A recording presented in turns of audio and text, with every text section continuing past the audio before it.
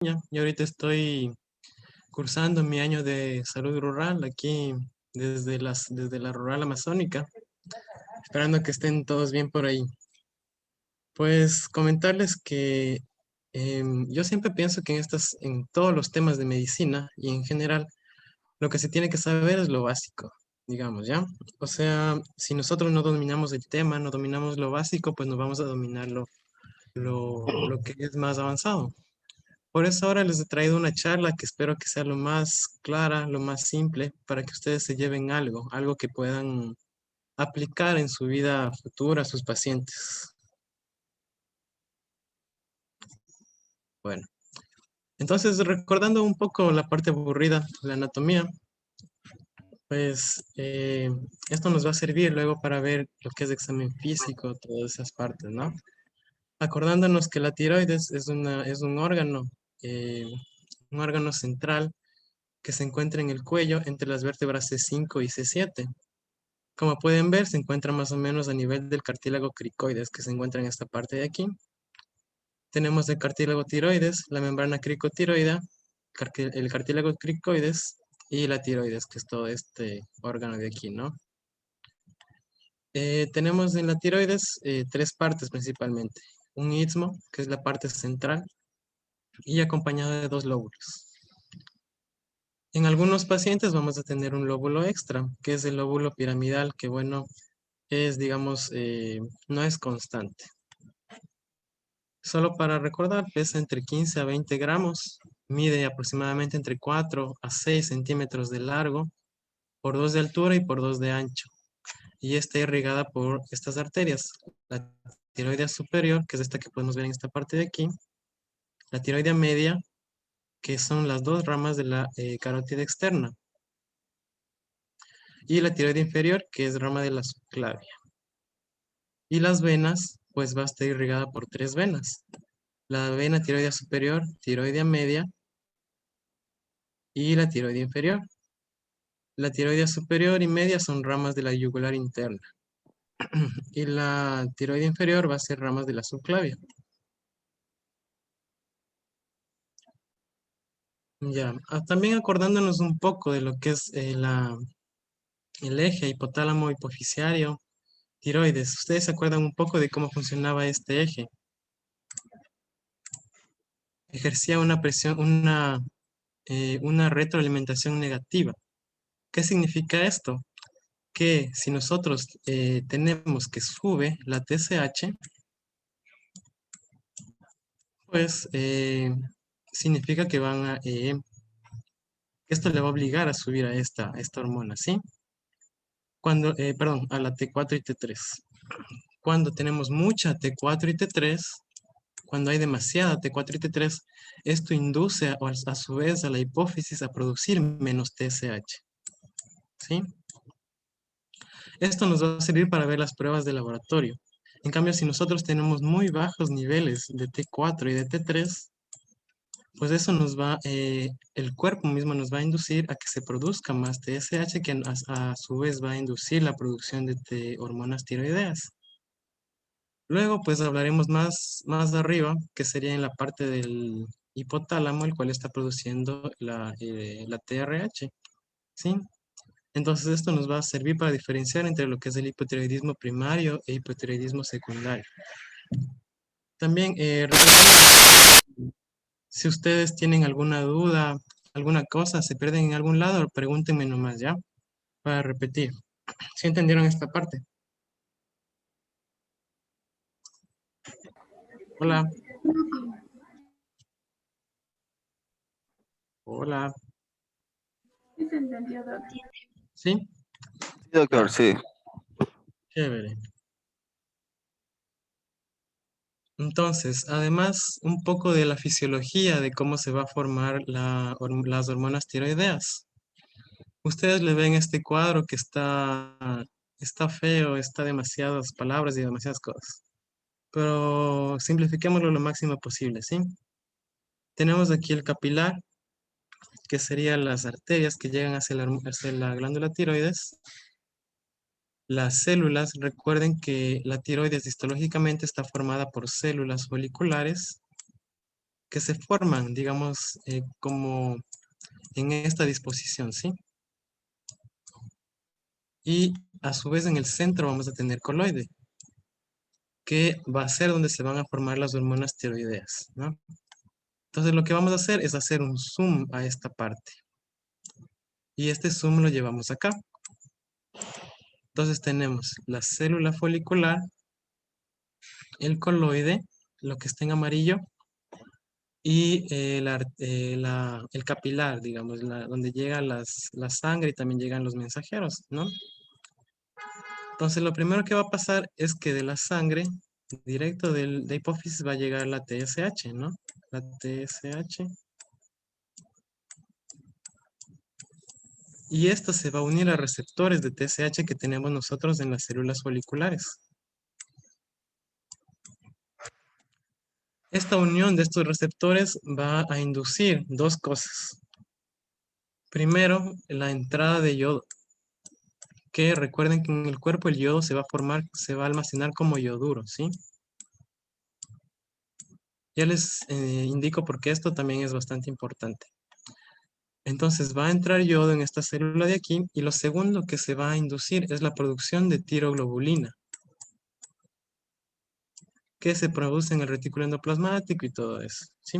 Entonces se produce tiroglobulina y también se va a inducir la absorción de yodo mediante canales de transporte, mediante transportadores, perdón. A su vez, el yoduro que está aquí dentro de la célula folicular va a salir hacia el coloide por medio de otro transportador que tiene el nombre de pendrina. Y va a estar en esta parte de acá. Pero las hormonas tiroideas no se pueden formar con yoduro, sino que se van a formar con yodo elemental. Sí, acuérdense de eso. ¿Sí? Entonces, ¿quién va a transformar el yoduro en yodo elemental? Una enzima bastante importante que se llama la tiroperoxidasa. Ese nombre nunca se tienen que olvidar porque interviene en muchísimas cosas dentro de lo que es la tiroides. ¿Sí? La llamada TPO. La TPO va a transformar este yoduro en yodo elemental.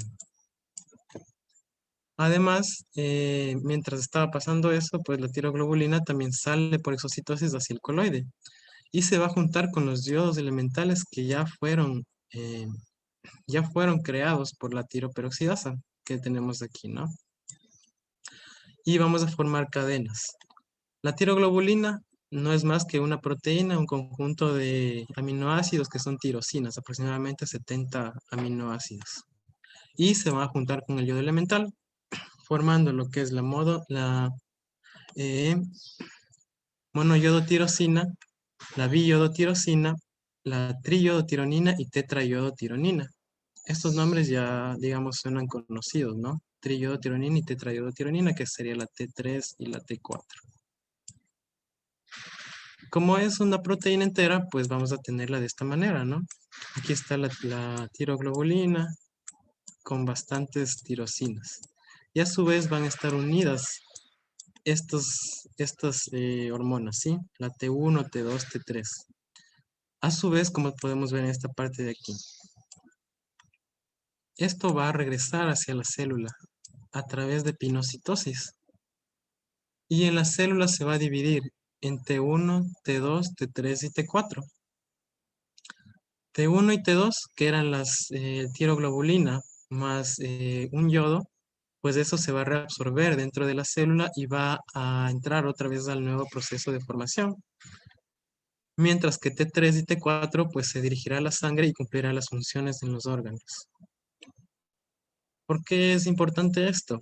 Primero, lo importante que hay que recordar de esto es que el 90% de lo que se produce, digamos, de lo que se produce en la tiroides va a ser T4 y solo un 10% va a ser T3, ¿sí?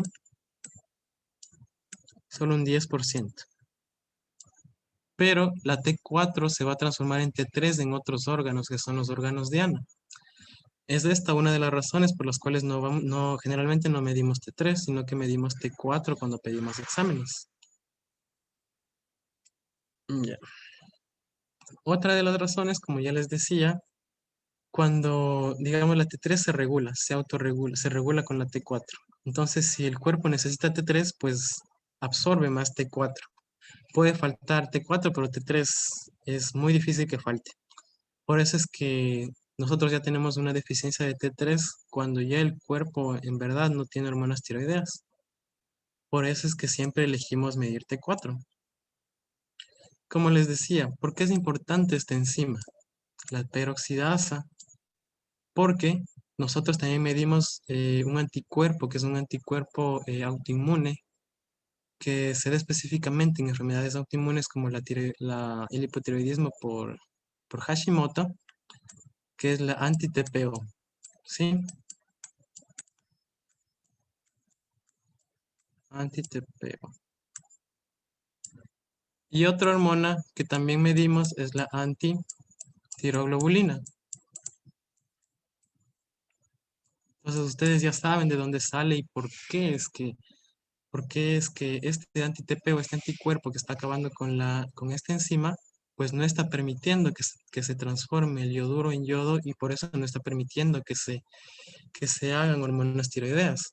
Asimismo, si se acaba con la tiroglobulina, pues no estamos permitiendo que se una al yodo y que éste se forme a su vez T4, T3, T2, T1, etcétera, ¿sí? Un poco más de recordar generalidades, pues algo bastante importante que no nos enseñan mucho en la facultad. Nosotros ya nos toca aprender, digamos, en la práctica clínica. Y es el examen físico de la tiroides. ¿Cómo lo vamos a hacer? Cumpliendo los tiempos. Acuérdense, la inspección, la palpación, inclusive se puede hacer la auscultación en caso de Graves, que ya les vamos a explicar más adelante, ¿sí? Entonces, lo primero que vamos a hacer en nuestro paciente es visualizar cómo se le ve con el cuello así normal, como cualquier persona, ¿sí? Luego le pedimos a nuestro paciente que extienda el cuello y visualizamos si se nota, si existe alguna masa en esta zona. Ustedes ya saben más o menos dónde está la tiroides. Está por debajo del cartílago tiroides, más o menos por el cartílago cricoides. Y luego procedemos a la palpación.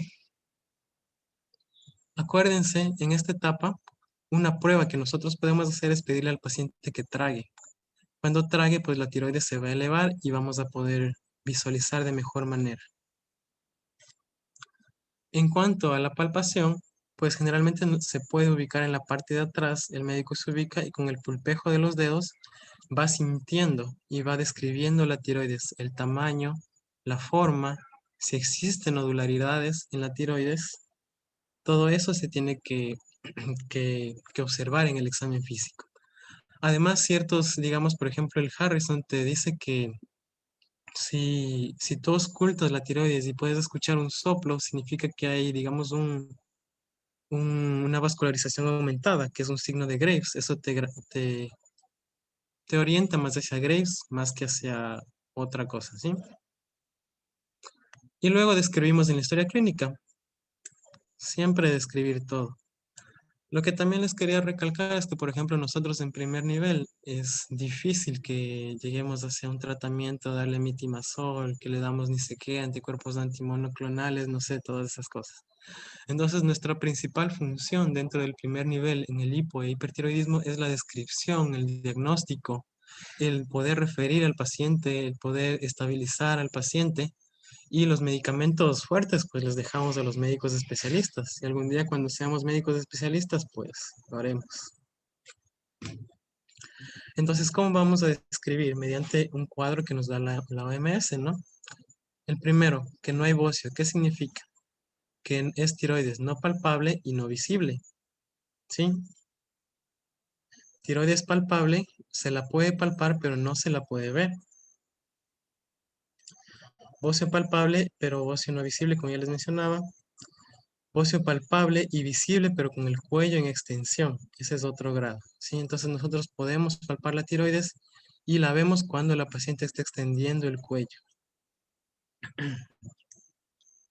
Y el grado más voluminoso sería el bocio, que es palpable y también es visible a gran distancia cuando el paciente se encuentra en posición neutra. Generalmente no vamos a poder sentir la tiroides o si la sentimos va a ser casi nulo. O sea, no es que vamos a sentir en todos los pacientes.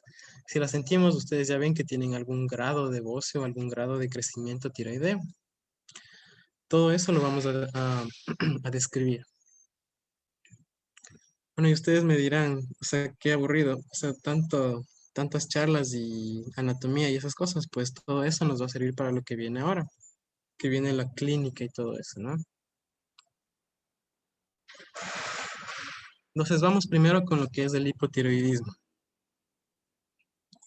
Solo de la epidemiología me interesa que sepan esto, que ni sé qué, que 100.000 casos en el mundo, que nada de eso, ¿no? Porque igual nos vamos a aburrir. Lo que me interesa es que sepan que el hipotiroidismo es más frecuente en las mujeres, que imagínense, está en un 4-1 en mujeres. Y esta aumenta con la edad. Es decir, nosotros pacientes mayores vamos a pensar más en hipotiroidismo que en los pacientes de menor edad. Y tiene un aumento drástico en los pacientes mayores de 60 años.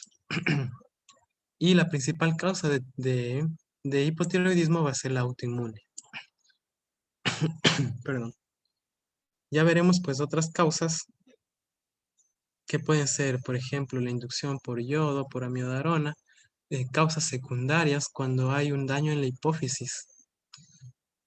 Entonces, ¿no? Cuando hay daño en la hipófisis, por ejemplo, no sé, un infarto, un adenoma, síndrome de silla turca vacía, va a haber daño en esta zona, en la zona central, mientras que la primera causa de hipotiroidismo a nivel periférico va a ser, como ya les mencionaba, la autoinmune. A la de nivel central, al hipotiroidismo de nivel central se la conoce como hipotiroidismo secundario. Y al hipotiroidismo, donde está afectada directamente la tiroides, pues se conoce como hipotiroidismo primario. Y bueno, cuando está afectada el hipotálamo, que ya es una estructura más arriba, se conoce como hipotiroidismo terciario. Ahí, hasta ahí me siguen, ¿alguna duda? ¿Alguna pregunta? ¿No? ¿Sí? Bueno, sigamos. Esto es lo que ya les mencionaba, ¿no? Las causas primarias y causas secundarias.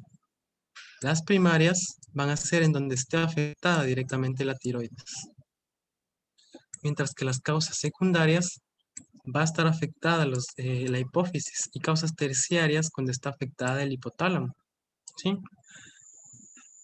Esto nos va a servir mucho con lo que ya vimos antes de la regulación negativa y esas cosas, ¿sí? Entonces, ¿cuál va a ser la clínica del hipotiroidismo? Van a ser demasiados síntomas. Normalmente todo se va a la baja. Caída del cabello, mucho cansancio, depresión, estado de ánimo demasiado bajo, los pacientes con subida de peso que no pueden tener un buen sueño, uñas quebradizas, etcétera, etcétera, sí, voz ronca, frecuencia cardíaca lenta, que sí, o sea, si ustedes ven en la clínica, son síntomas demasiado generales. O sea, yo les garantizo que cuando ven un paciente y les diga, ay, me duele todo, ustedes se van a enojar porque es demasiado, digamos, demasiado general. Pero estos son los síntomas que produce el hipotiroidismo. Sin embargo, lo que nosotros tenemos que evitar es llegar al caso más severo del hipotiroidismo, que es el mixedema, que es en sí la deficiencia severa de hormonas tiroideas que produce todo lo que nosotros dijimos, pero mucho más agravado.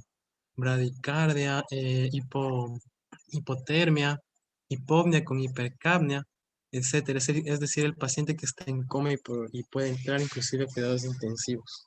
Solo porque nosotros no hemos diagnosticado en primer nivel, no hemos dado el tratamiento que ellos necesitan. Bueno, entonces ahora sí, hablando un poco más sobre las hormonas tiroideas, ¿sí? Sobre cómo nosotros medimos el examen.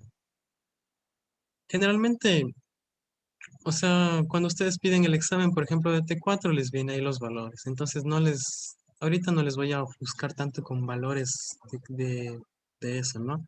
Lo que tal vez a lo mejor sí me interesa que conozcan estos valores que cambian o varían demasiado poco, pues son los de la TSH, que van de 0.4 a 4, o algunos libros te dicen que van a 4.5, más o menos, ¿no? A 4.5. Este valor suele ser constante. Y si se aprenden este valor, pues es demasiado bueno, les va a servir inclusive para todo. Como les digo, cuando pidan un examen de T4, ahí en el laboratorio mismo les da de reportar los valores de referencia. Entonces no hay mucho problema en eso. Este cuadrito, pues es para explicarles cómo se mide estos exámenes, ¿sí? Si ustedes ven, este cuadrito es lo mismo que tenemos acá, de la regulación, ¿no? La hipófisis, tenemos la tiroides. De la hipófisis, pues vamos a producir lo que es la TSH. Y de la tiroides, producimos y medimos la T4. Ya saben ustedes las razones por las cuales no vamos a medir la T3. Entonces, si hay una regulación negativa, es decir, si la tiroides está funcionando mal, significa que nosotros vamos a tener baja producción de hormona tiroidea, ¿sí? La tiroides por alguna causa se está destruyendo, una enfermedad tiroidea, una tiroidectomía, por cualquier causa no está produciendo las hormonas que el cuerpo necesita. Entonces, ¿cómo va a estar la TSH? ¿Alguien me puede decir? ¿O alguna opinión? ¿Cómo creen que estaría? Puede que esté Valores alta. normales. Estaría, no tanto en valores normales. Alta. O sea, podría ser, pero eso ya vamos a hablar.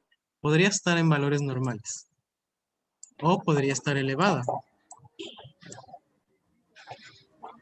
Pero, o sea, si decimos que nuestra T4 está baja, ¿no? Decimos que nuestra tiroides no está funcionando como debería estar funcionando. Entonces la hipófisis debería estar funcionando más para suplir lo que la tiroides no está haciendo, ¿no? Entonces, si estaría aquí normal, pues el daño estaría en la hipófisis, no estaría en la tiroides. No sé si me hice entender esa parte. Pero en cambio, si nosotros tenemos una hipófisis sana, pero una tiroides enferma, pues la hipófisis va a trabajar más y la tiroides inclusive va a seguir baja. Entonces vamos a tener altos grados de hormona tiroidea, de TSH, perdón, y bajos grados de hormona tiroidea. Cuando tenemos esto,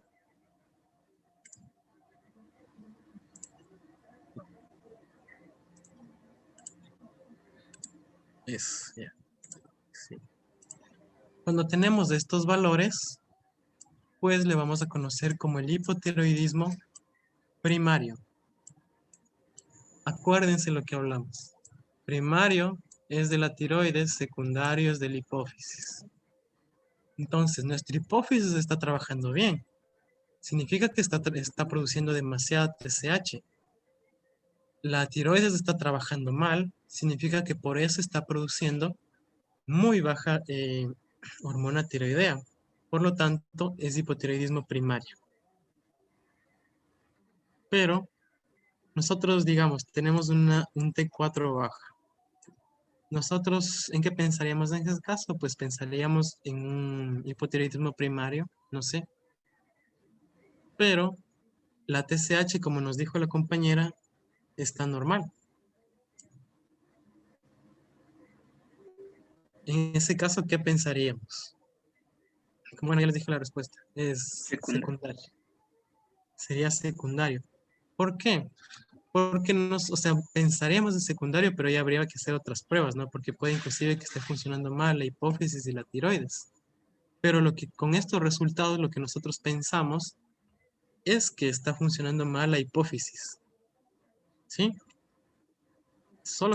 Imagínense, solo con estos resultados nosotros ya sabemos en dónde puede estar el problema. Si puede estar abajo, si puede estar arriba, y ya nosotros orientar hacia dónde podemos mandar a este paciente.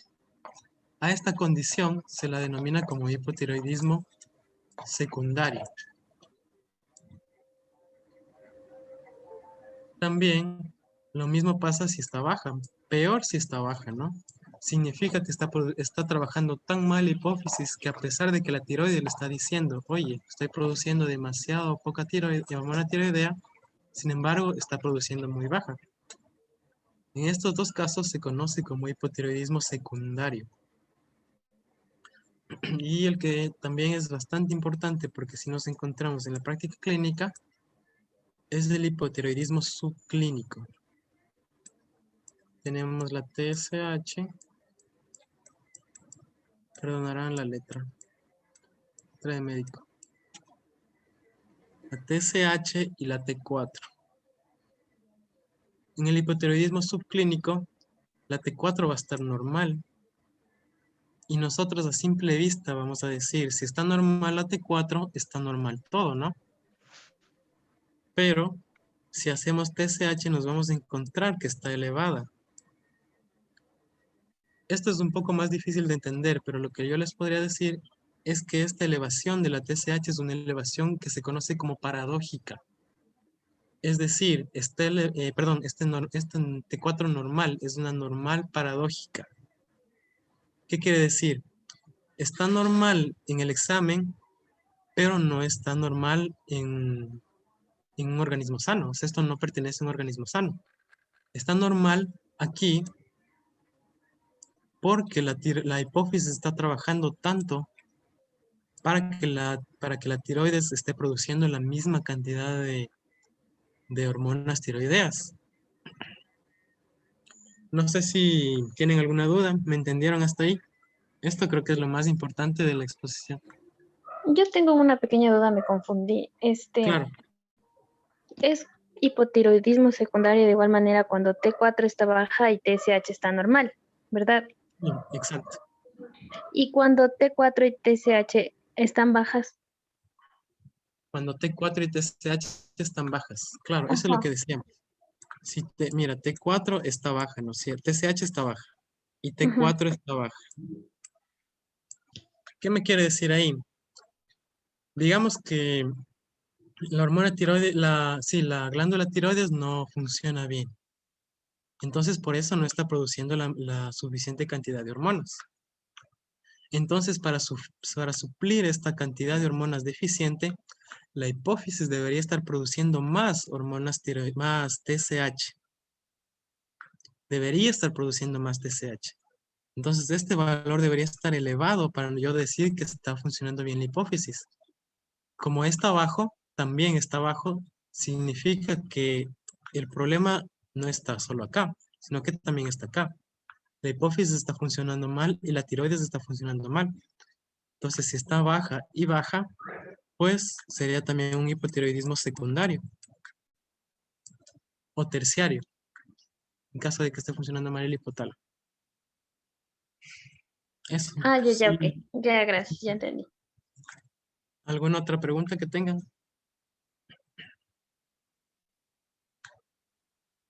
¿No? Verán que vamos a hacer ejercicios al final. Bueno, entonces, como íbamos diciendo, esto es lo que se refleja en este cuadrito, lo que ya les mencionaba, ¿no? Ay, me olvidé de decirles, obviamente, ¿no? Si todos los valores están normales, pues va a ser un paciente eutiroide, un paciente sano. El hipotiroidismo, cuando está baja la TSH y alta, el primario y el secundario cuando están bajas, como tú me decías. Cuando están bajas las dos, pues va a ser secundaria. O inclusive cuando cuando la T4 está normal, la TSH, perdón, está normal y esta está baja. También va a ser un hipotiroidismo secundario.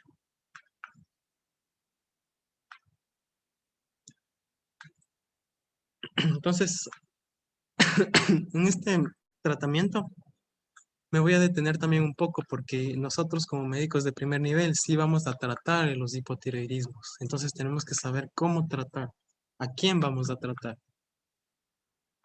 Y pues la respuesta está aquí mismo, ¿no? Vamos a tratar todos los pacientes que tengan un estado de hipotiroidismo clínico, que era cuando la TSH está alta y cuando la T4 está baja. En esos casos vamos a tratar a todos los pacientes. Acuérdese, ¿no? clínico es cuando la TSH está alta. Y cuando la T4 está baja. Aparte de todos los síntomas que nuestro paciente nos va a referir, ¿no? Todos los que ya habíamos hablado. Si nosotros tuviéramos un hipotiroidismo secundario, pues simplemente no tratamos nosotros, sino que lo referimos porque eh, es probable que, ustedes saben que la hipófisis produce otras hormonas que inducen la función de otras glándulas al final, ¿no? Entonces puede haber un hipopituitarismo mixto que nosotros no sabemos. Entonces todos los casos de hipotiroidismo secundario, pues los referimos. Ya esos ni siquiera los toquen. Solo con que diagnostiquen está súper bien. Pero como les mencionaba, en el hipotiroidismo primario, clínico, con TSH elevada y T4, tratamos. Dependiendo del estado clínico del paciente, de la edad, de comorbilidades, vamos a elegir la terapia. ¿Sí? Generalmente comenzamos con 50 a 75 microgramos. ¿De qué? De levotiroxina. ¿Sí?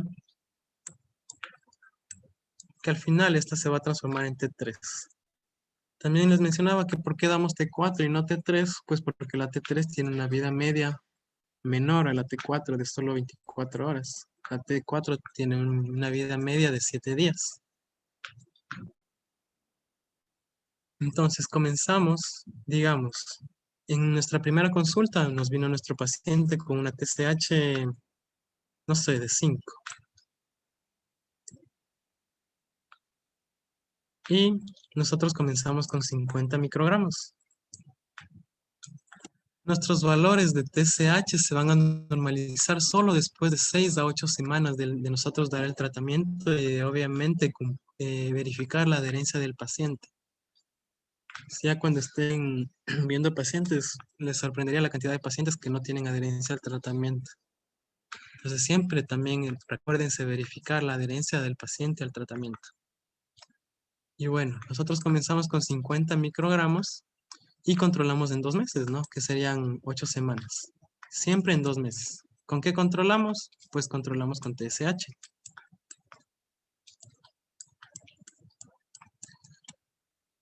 Digamos que en esta oportunidad nos viene con una TSH de 4.7, digamos, ¿ya? No creo que pase, pero sea para nuestros efectos prácticos, porque, bueno, debía aquí ponerle 6. Pongámosle aquí 6, ¿ya?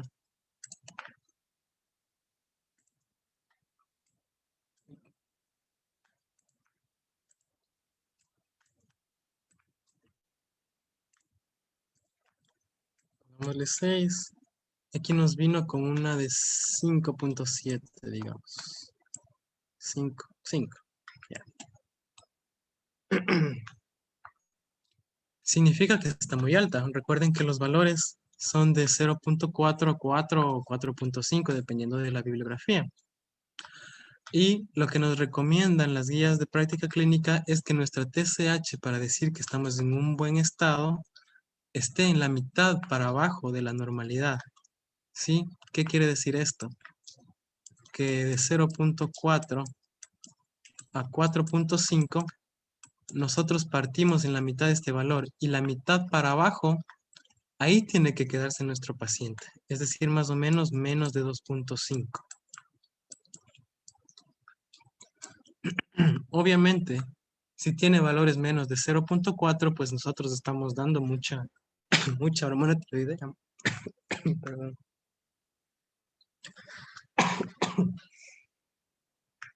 Estamos dando mucha hormona tiroidea. Bueno, entonces en este caso comenzamos con 50, acuérdense, controlamos en 2 meses. Controlamos en 2 meses y tenemos nuestro paciente que tiene la TSH en 5. ¿Y ahora qué hacemos? Pues vamos agregando la dosis dependiendo del estado clínico del paciente. Si es un paciente mayorcito, es un paciente con cardiopatías, un paciente con comorbilidades, pues vamos aumentando la dosis de levotiroxina de 12.5 en 12.5. Y si es un paciente, bueno, con un mejor estado, inclusive podemos aumentarle 25 microgramos por cada consulta. ¿sí? Supongamos que este es un paciente con un buen estado general, sin comorbilidades. Entonces le vamos a aumentar 25 microgramos y damos 75.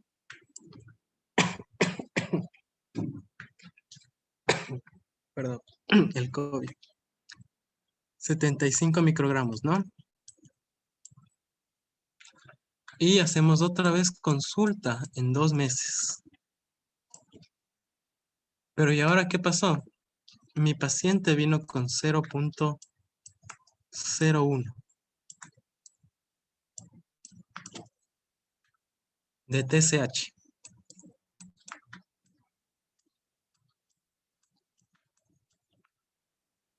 ¿Qué significa eso? O sea, según la regulación negativa, todo lo que ya vimos, la hipófisis y la tiroides, pues significa que estamos dando tanta hormona tiroidea que la hipófisis se está suprimiendo. Entonces, lo que tengo que hacer es bajar la dosis. ¿Sí? Entonces, en este caso bajamos 12.5. Podemos también subir o bajar en esa escala. ¿Y cuánto le daríamos? ¿Alguien me dice? Podríamos darle 0.25 Claro, o menos. sea, podríamos darle... No, bajamos de 12.5 en 12.5. 75 menos 12.5. 62.5. 62.5. O sea, siempre para subir puede incluso subirse como que el doble, pero para bajar siempre debe ser de 12.5 en 12.5.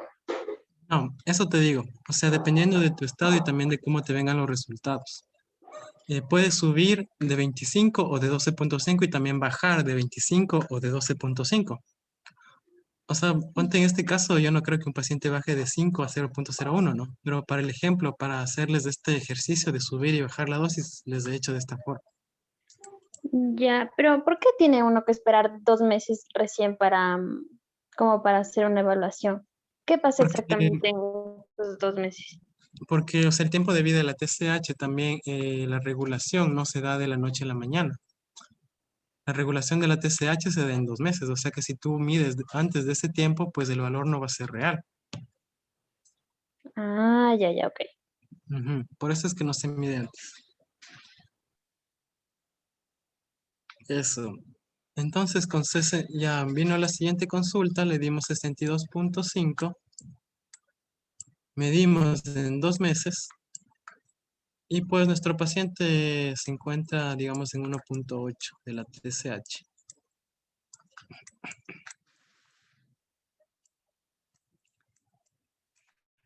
¿Qué harían ahí en ese caso? En ese caso no sería ya normal, porque si dice que está en buen estado sería hasta menos de la mitad, entonces estaría bien. Muy bien, exacto. Sería que el paciente ya está controlado. A un paciente controlado, pues le podemos medir cada 3 meses, cada 6 meses, cada año. Inclusive el Harrison te dice que puedes medir cada 2 años. En caso de que pueda necesitar otra dosis, otro ajuste de la medicación. Pero por ahora nuestro paciente está bien, ¿no? Nuestro paciente está regulado. Eso en cuanto al hipotiroidismo primario. También decirles que en los pacientes que tienen ausencia total de la función de la glándula tiroides o digamos una tiroidectomía total, se les comienza la dosis no con 50-75, sino que ya se les comienza la dosis directamente con 1.6 microgramos sobre kilogramo y eso por día, que es más o menos unos 100 microgramos al día. En todo caso, solo para dato, igual porque esto también lo verían ustedes, pero también le haría el seguimiento el médico endocrinólogo, ¿no? Y bueno, ¿tienen alguna duda sobre el tratamiento de hipotiroidismo clínico?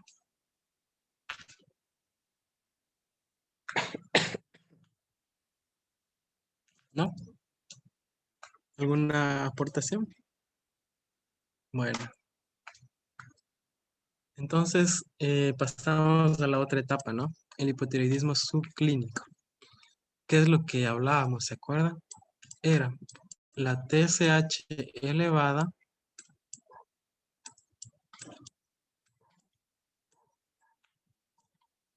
y la T4 normal.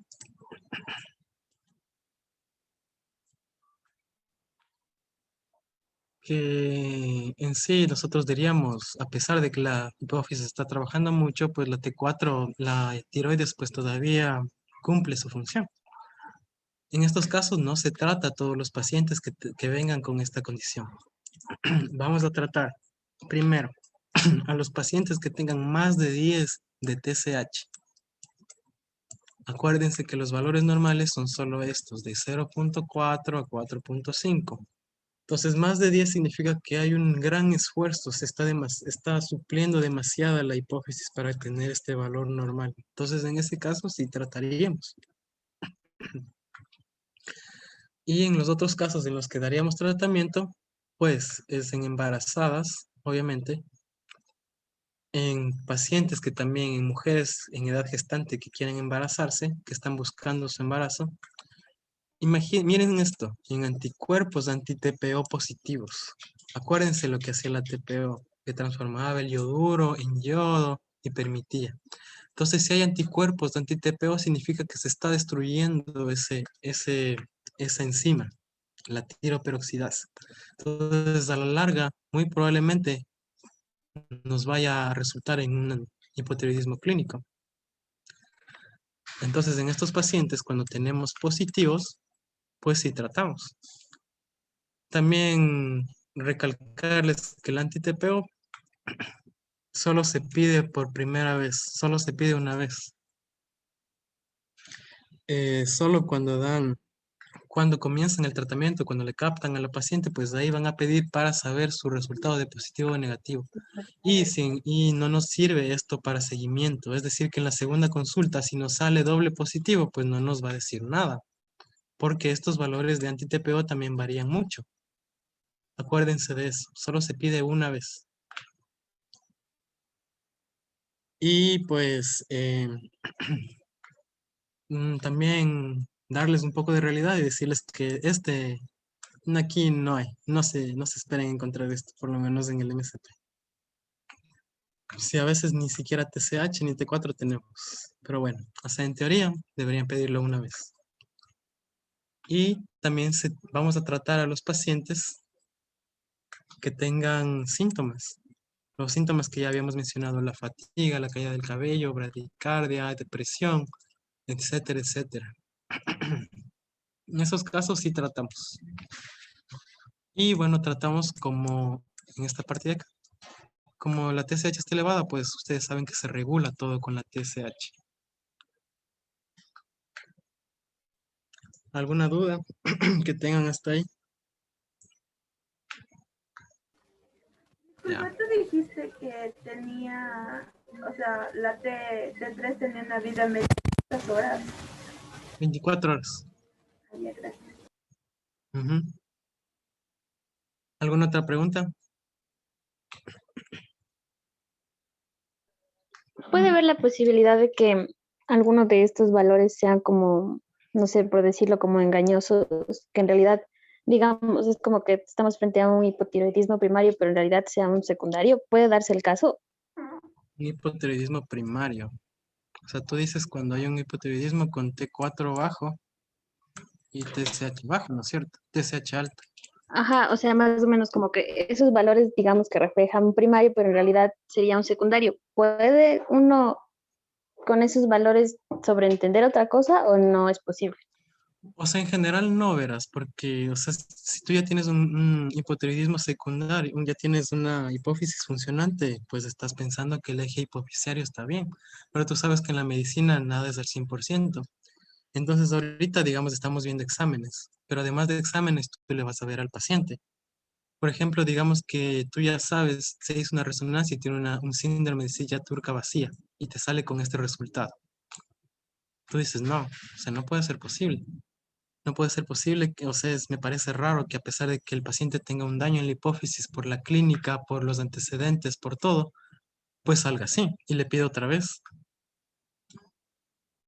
Entonces, o sea, claro, en general, este resultado te dice que está funcionando bien la hipófisis. Pero lo que les recomiendo siempre a todos es fijarse en la historia clínica también. Y créanme, les sorprendería la cantidad de enfermedades que se diagnostican solo preguntándole al familiar qué le pasó o qué tenía antes. ¿Ya? ¿Alguna otra pregunta?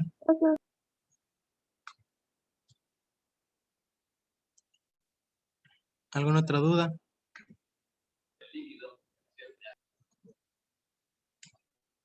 Ya, bueno, sigamos. Esta parte sí me interesa bastante que ustedes aprendan, ¿no? Porque sí es súper importante. Todo esto sí van a aplicar en la práctica clínica.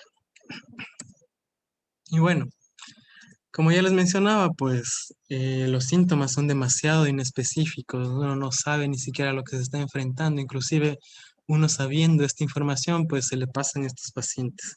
Entonces nuestra pregunta sería, ¿no? La gran duda, ¿a quién tamizamos? ¿A quién hacemos tamizaje? Primero, pues a los bebés, ¿no? Recuerden que el tamizaje metabólico se hace de las 4 enfermedades, el hipotiroidismo congénito, su hiperplasia suprarrenal, fenilcetonuria y galactosemia. Pero bueno, esto no nos interesa a nosotros, porque nosotros estamos viendo en los adultos. Y dentro de los adultos vamos a ver las diferentes recomendaciones que nos dan las diferentes organizaciones, ¿no? Por ejemplo, la Asociación Americana de la Tiroides nos dice que en todos los hombres y mujeres mayores de 35 años deben hacerse un tamizaje por lo menos cada 5 años. Miren con lo que dice esta recomendación de acá, que solo los pacientes mayores de 60 años deben ser tamizados. Inclusive el Colegio Americano de Médicos, pues se basa en la epidemiología que nosotros ya habíamos dicho. Las mujeres y mayores de 50 años, esas son las que deben ser tamizadas. Entonces también dependerá un poco. Ustedes tienen bastantes, digamos, bastantes recomendaciones y la práctica clínica que ustedes le den. También tomar en cuenta mucho la epidemiología dentro de nuestro medio. Eso suele ser importante. O sea, si nosotros tenemos muchos pacientes dentro de nuestro medio con hipotiroidismo, muchas mujeres, y si nos viene una mujer que nos dice, pues tengo cansancio, me duele mucho las articulaciones, que hay demasiadas de esos pacientes. Se me cae el cabello, pues está dentro de las recomendaciones, ¿no? Hacerle un tamizaje. O pacientes con enfermedades autoinmunes, porque ya saben que la primera causa de hipotiroidismo, pues es la autoinmune.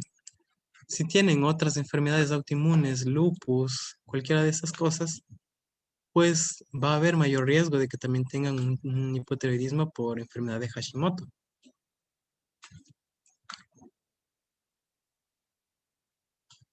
Ya, bueno, antes de lo que me olvidaba un poco de explicarles es un poco de la fisiopatología de la enfermedad de Hashimoto. En sí, o sea, lo importante es que de la tiroides, los anticuerpos antitiroideos, anti-TPO, antitiroglobulina, lo que van a hacer es destruir la tiroides, ¿sí?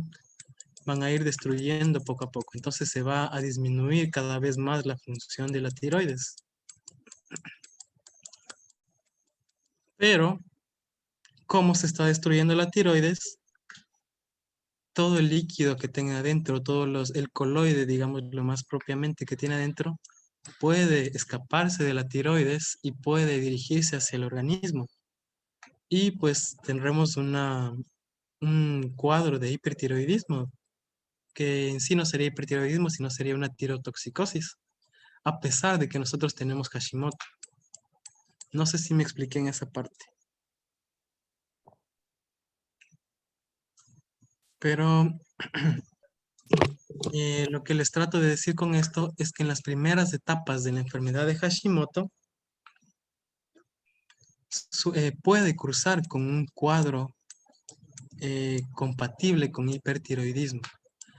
hasta que hasta que el coloide, hasta que las hormonas que están almacenadas aquí se eliminen en el sistema, se elimina todo esto, se elimina, digamos, una parte de la tiroides y nos quedamos con un hipotiroidismo. Ya, entonces eso. ¿Por qué es importante eso y por qué yo aquí no les he puesto hipertiroidismo en vez de tirotoxicosis? Perdón, no les he puesto, bueno, sí, hipertiroidismo en vez de tirotoxicosis. Porque debemos diferenciar lo que es el hipertiroidismo de la tirotoxicosis. La tirotoxicosis va a ser una actividad aumentada de las hormonas tiroideas en el sistema. Sí, un aumento de las hormonas tiroideas en el sistema. Entonces, las primeras etapas de la enfermedad de Hashimoto, pues van a ser una tirotoxicosis. En cambio, el hipotiroidismo va a ser una actividad aumentada de la glándula tiroides. En el hipotiroidismo franco, pues en verdad va a estar aumentada la actividad. La tiroides va a estar trabajando demasiado. Pero inclusive en una tirotoxicosis, la tiroides puede estar funcionando poquísimo. No puede estar funcionando. Como les decía, se destruye.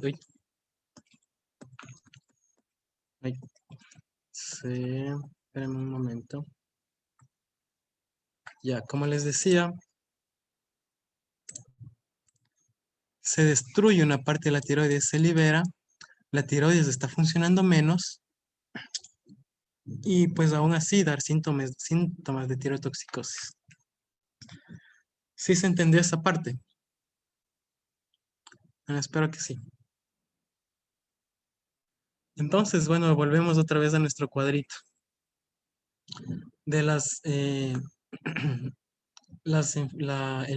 el eje, ¿no? El eje hipotálamo, hipofisiario y tiroides.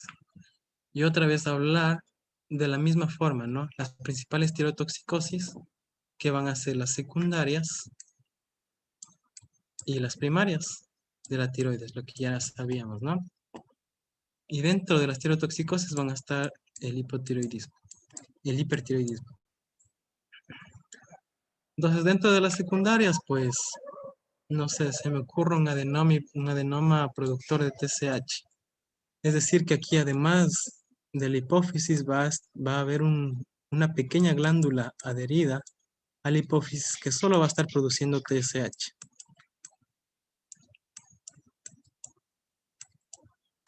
Entonces la tiroides va a producir mucha hormona tiroidea.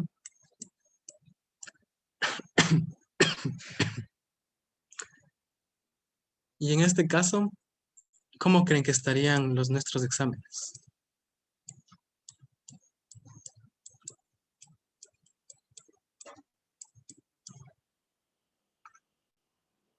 ¿Qué creen que pasaría con la TSH? Estaría aumentada igual. Claro, estaría aumentado porque hay una hiperproducción de TSH. ¿Y la T4 cómo estaría? De igual manera aumentada. Muy bien, aumentado, ¿sí? Este se le conoce como hipertiroidismo secundario.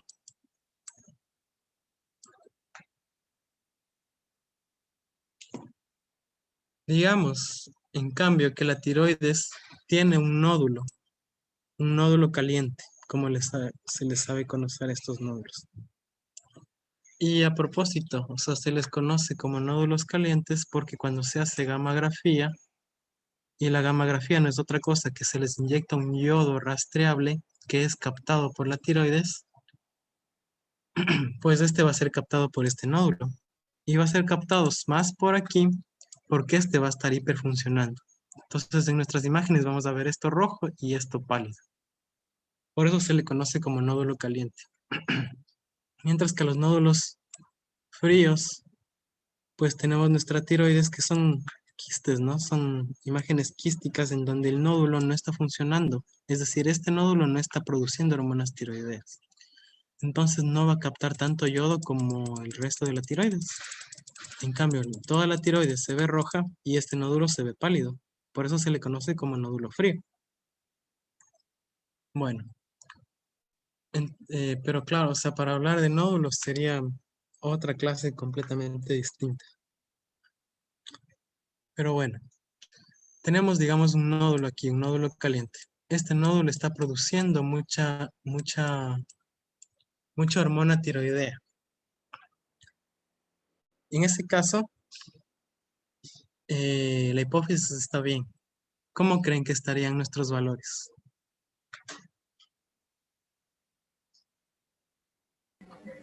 Normal aumentado. ¿Qué está normal? Normal sería la TSH y aumentado sería la T4. No tanto. O sea, ya les explico un poco esto, ¿ya? Está full interesante esto también. Pero ya les explico más luego. Lo que estaría la TSH es disminuido. Y lo que estaría la T4 es aumentada. ¿Por qué? Porque la hormona tiroides está produciendo demasiada hormona tiroidea y la hipófisis le dice, espérate, deja de producir tanta, no, o sea, no voy a producir el precursor para que tú produzcas hormonas. Entonces le está dando una regulación negativa para que ésta ya no produzca más. Pero como el nódulo caliente es un nódulo autónomo, es decir, que no se rige por por la TSH de la hipófisis,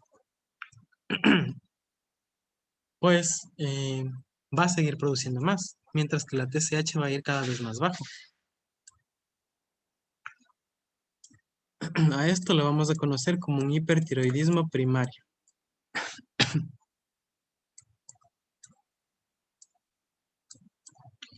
Y lo que tú me decías, cuando la TSH esté normal, la T4 esté elevada. Con todo lo que nosotros ya hemos visto, ¿qué creen que puede pasar en este caso?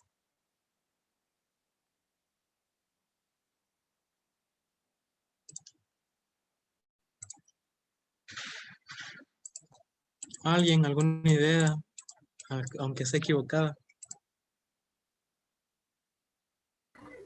Que el hipófisis está como que absorbiendo mucho, o sea, que no está produciendo TSH o lo produce normal. Acuérdense del valor, los valores paradójicos que hablamos antes.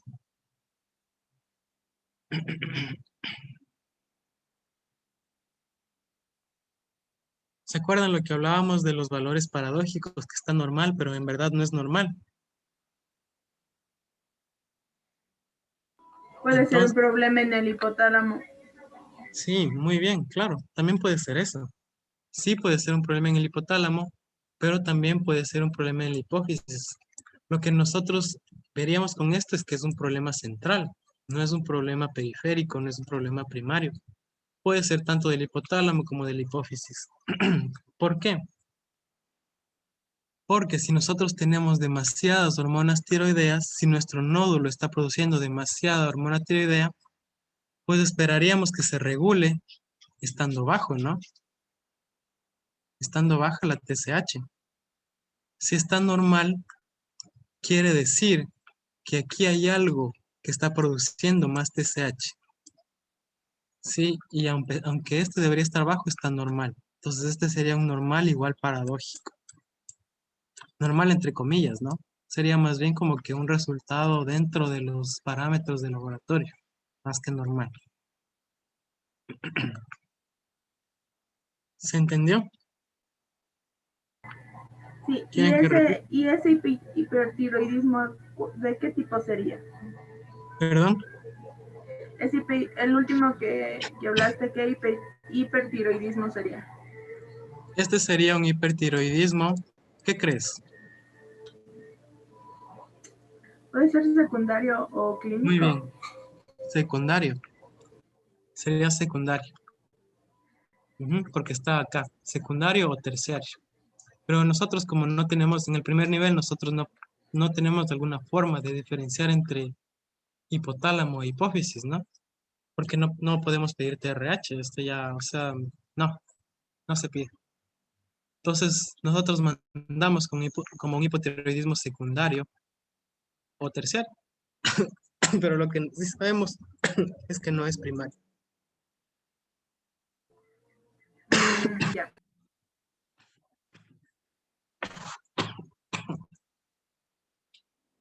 Bueno, entonces hablando un poco de las secundarias, como ya saben, pues les dejamos de lado, son otras causas ya muy densas. Y hablemos un poco del hipertiroidismo primario. Y dentro de nuestro hipertiroidismo primario tenemos las principales causas. Más del 60% del hipertiroidismo va a ser dado por la enfermedad de Graves.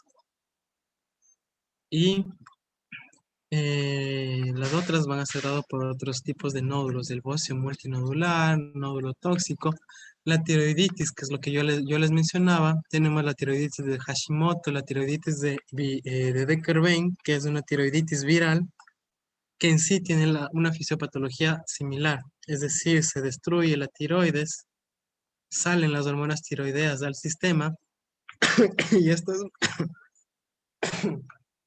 van a, eh, a producir el cuadro de hipertiroidismo, ¿sí? Para hablar, como ya les mencionaba, para hablar de bóceos, de nódulos, pues me iría a otra clase completa. Y pues me interesa que ustedes se lleven la mayor parte de lo que estoy diciendo ahora, ¿no? Que la aprovechen la mayor parte. Por eso les voy a decir, les voy a hablar más de esta enfermedad que es la más prevalente, ¿no? ¿Cómo funciona la enfermedad de Graves? Pues acuérdense de este cuadrito. Primero el eje hipotálamo, hipoficiario, hipófisis. Eje hipotálamo, hipoficiario, tiroides. Y acuérdense de este gráfico que vimos antes. Tenemos, ¿no? El capilar, la célula folicular y el coloide. Acuérdense que en la célula folicular nosotros teníamos receptores para TSH, ¿no es cierto? Y la TSH venía directamente de la hipófisis. Entonces nosotros estimulábamos y se formaba la hormona tiroidea. Pero ¿qué pasa en la enfermedad de Graves? La enfermedad de Graves es una enfermedad autoinmune, es decir, que el propio cuerpo produce anticuerpos, a los que se les conoce como TSI, o inmunoglobulinas estimulantes de la tiroides, que entre los que nosotros más se mide, pues es el TRAP, que es el anticuerpo antirreceptor.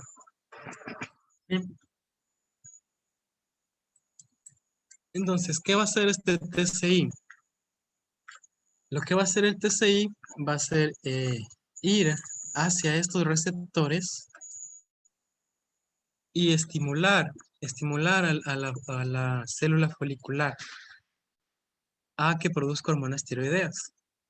Estos anticuerpos no van a ser producidos en la hipófisis, van a ser producidos en la médula ósea, van a ser producidos en la tiroides también, ¿sí? Eso. Entonces, la regulación se va a ir a la baja. Es decir, estos anticuerpos pues van a estimular este receptor y la TSH pues se va a suprimir. De esa forma nosotros ya no tenemos una regulación y estamos produciendo demasiada hormona tiroidea a pesar de que de que nuestra hipófisis está diciendo que ya basta. Es decir, la TSH va a estar disminuida.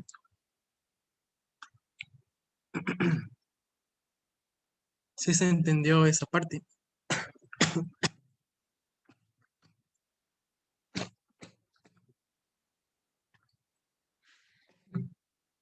Perdón. ¿Sí se entendió? ¿Necesitan que repita esa parte? Sí, por favor. Sí, chévere. Ya te...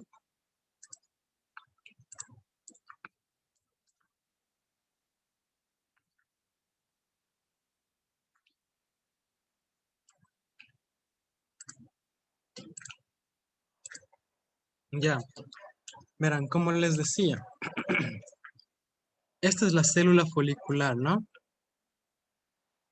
Hagamos un zoom en esta célula folicular. La célula folicular, acuérdense que eran las células que se encontraban en la tiroides que estaban en esta disposición. Acuérdense que histológicamente la tiroides se ve así. Estas son células foliculares y este es el coloide.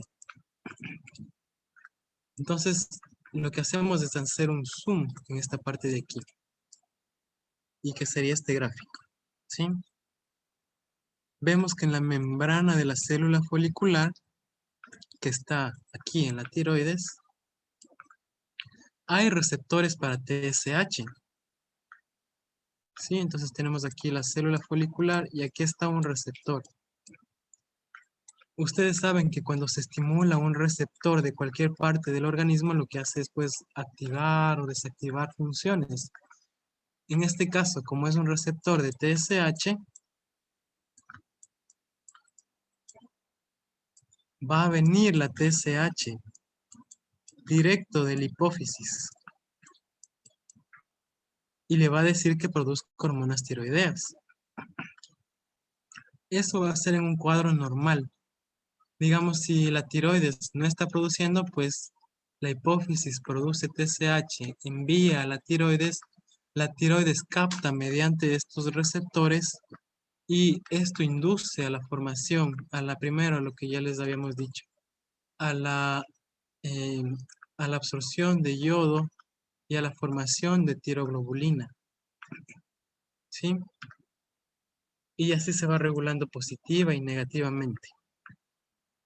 Pero ¿qué pasa aquí? Nosotros sabemos que toda esa TSH viene de la hipófisis, ¿no es cierto? Ahí hay un sistema, se está regulando. Pero ¿qué pasa si hay otras moléculas parecidas a la TSH? Se parecen tanto a la TSH que también estimulan estos receptores. Y estas moléculas son denominadas las TSI, que son en sí anticuerpos. Acuérdense que la enfermedad de Graves es una enfermedad autoinmune, por lo tanto va a producir anticuerpos. TSI, perdón.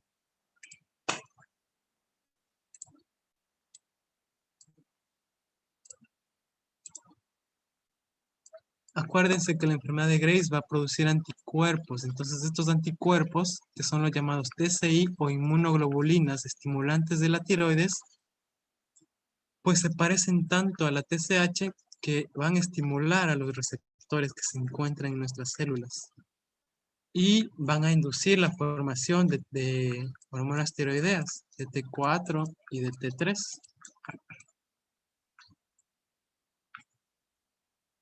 Entonces, ya no hay solo un estimulante que es la hipófisis. Ya no hay solo un estimulante de la tiroides, sino hay dos ahora.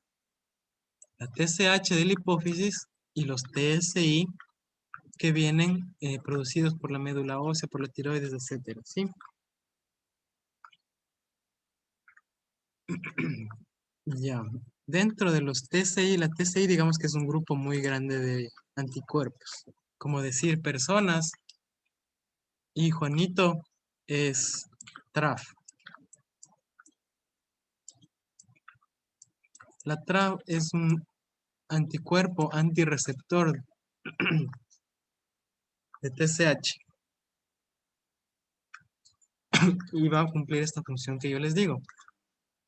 Esta es personas, esta es Juanito, esta es perros, esta es, no sé, Golden Retriever, así. Entonces, si nosotros tenemos ya dos fuentes y más encima, esta no está regulada por nada, es decir, solo está siendo producida y producida. Entonces ahí es cuando vamos a tener un problema. Nuestra tiroides va a trabajar de más. Y como la hipófisis está trabajando bien, pues lo que va a hacer es disminuir la TSH como para intentar decirle a la tiroides que ya no produzca tantas hormonas. Pero aún así no se va a regular porque nosotros tenemos este estimulante que se sigue produciendo. ¿Cuál es el principal inductor de la producción de este TCI? El estrés. Claro, en un paciente que ya está predispuesto, ¿no? En un paciente que ya tiene la enfermedad de Graves hace mucho tiempo, pues normalmente tienen un cuadro de estrés que por alguna causa y se induce esto, ¿sí? Puede haber otros desencadenantes, por ejemplo el tabaquismo, pero el que, digamos, el que más se logra identificar es el estrés. ¿Sí se entendió ahí? Sí, gracias. Ya. Entonces, bueno, antes de pasar un poco a los síntomas, a ver, aquí les voy a rayar. Acuérdense un poco de los nódulos, cómo se veía la gammagrafía en el nódulo caliente y en el nódulo frío. Ahora imagínense cómo se vería una gammagrafía en un paciente con Graves.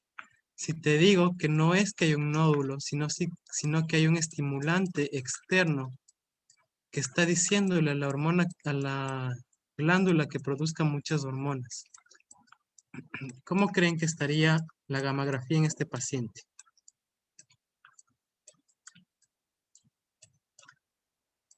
Y le está estimulando en todos lados.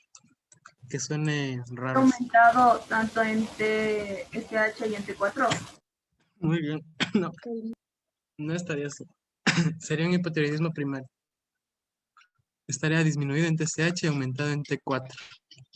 Y la gammagrafía estaría con una captación difusa de iodo, es decir, que la tiroides la veríamos demasiado pintada, demasiado roja, demasiado clara.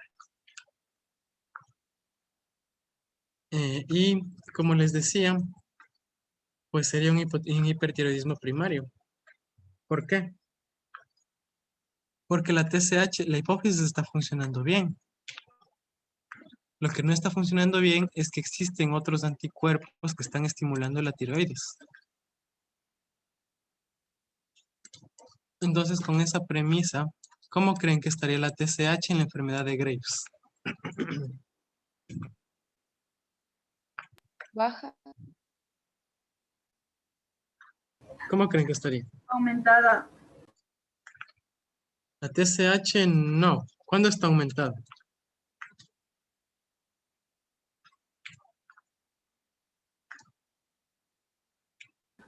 En el hipertiroidismo primario. No. La TSH está aumentada cuando la tiroides necesita estimulación. Entonces la TSH está aumentada cuando hay un hipotiroidismo, cuando la T4 está baja. Acuérdense de esa regulación negativa, de que siempre, de que si esta baja, pues esta tiende a subir. Si esta sube, esta va a tender a bajar para compensar.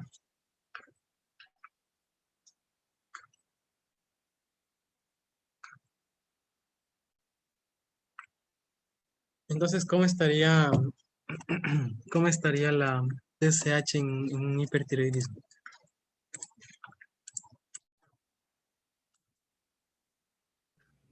Baja y la T4 estaría aumentada. La TSH estaría baja. Sí, baja, Ujú. ¿Y la T4? aumentada. La T4 estaría aumentada. Pues sí, exactamente así es como estaría.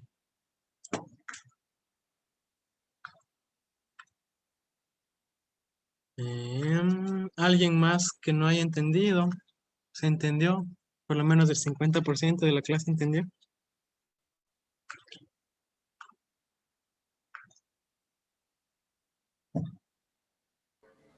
Sí, sí. Verán que vamos a hacer ejercicios.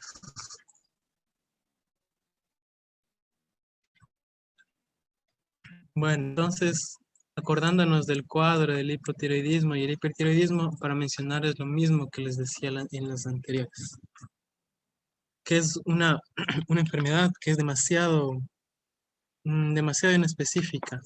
Puede presentarse desde arriba con caída del cabello, sudoración excesiva, sudoración en las manos, nerviosismo, ansiedad, pérdida del cabello. ¿Por qué te dice aquí? ¿Por qué te dice mirada fija? Porque recordemos que el hipertiroidismo cursa con un cuadro de exoftalmos, es decir, que el ojo sale de la órbita y por eso se nos produce un fenómeno como del paciente que está con mirada fija. Pero además de eso tenemos los síntomas generales, el insomnio, la fatiga, dentro del corazón, lo que son las taquiarritmias. Dentro de los intestinos, generalmente el paciente que tiene diarreas, dificultad para la, para la digestión. En cambio, en el hipotiroidismo, pues teníamos estreñimiento, alteración de ciclos menstruales, etcétera. Temblor. El temblor fino también que se puede presentar en estos pacientes. Entonces nosotros, una forma buena de evaluar el temblor fino es pedirle al paciente que extienda,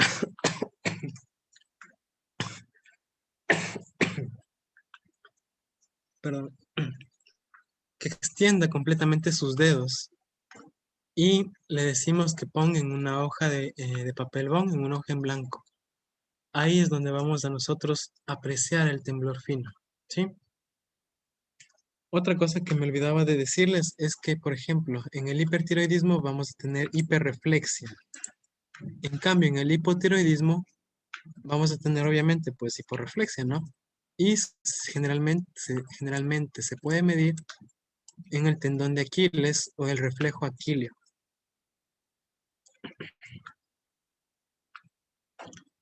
Ya, pero bueno, de todos estos síntomas, acuérdense que el hipertiroidismo es toda la subida, toda la alta, los pacientes nerviosos, los pacientes delgados, los pacientes que siempre están ansiosos con temblor. En cambio, el hipotiroidismo es toda la bajada. Todos los pacientes obesos, los pacientes que no quieren trabajar, tipo MSP, esos pacientes, ¿sí? Entonces, lo que a mí me interesa de que aprendan de las manifestaciones clínicas es esto, el exoftalmos y el edema pretibial o mixedema pretibial. Que bueno, más comúnmente se presenta en el exoftalmos. Sin embargo, este edema pretibial se va a presentar más o menos en el 5% de los pacientes. Pero si nosotros vemos un paciente sugerente con nerviosismo, con ansiedad, con temblor, con las hormonas tiroideas alteradas, pues, y además tenemos este signo que es una placa no indurada, como ustedes pueden ver, una placa no indurada con aspecto de piel de naranja que se puede presentar en la cara anterior de la tibia, pues se vuelve un signo bastante sugerente, hasta patognomónico de enfermedad de Graves, ¿sí?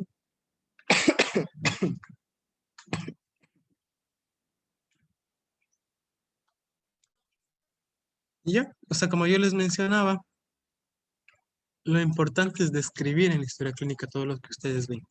Aquí ya les di descrito, era de hacerles describir a ustedes, ¿no? Pues el edema pretibial es una placa, como pueden ver aquí, así lo describen, no indurada. ¿Y con qué creen que puede confundirse? Si ustedes ya pasaron por dermato, ¿con qué creen que podría confundirse esta placa que yo sí se le ve como cara de algo más? Quemadura primaria o secundaria. Puede ser, pero si él o ella no se quemó, no tiene antecedente de quemadura.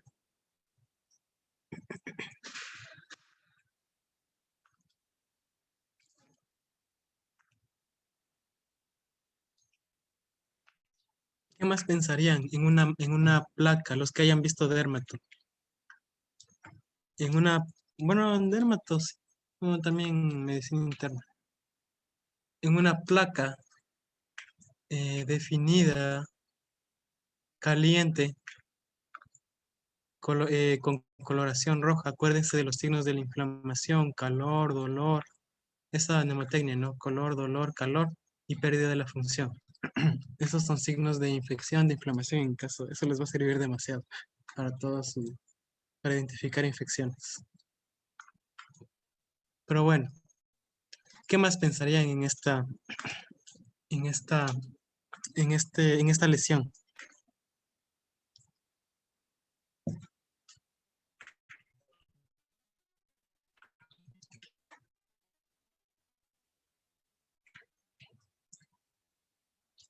¿Alguien? Por un chocolate.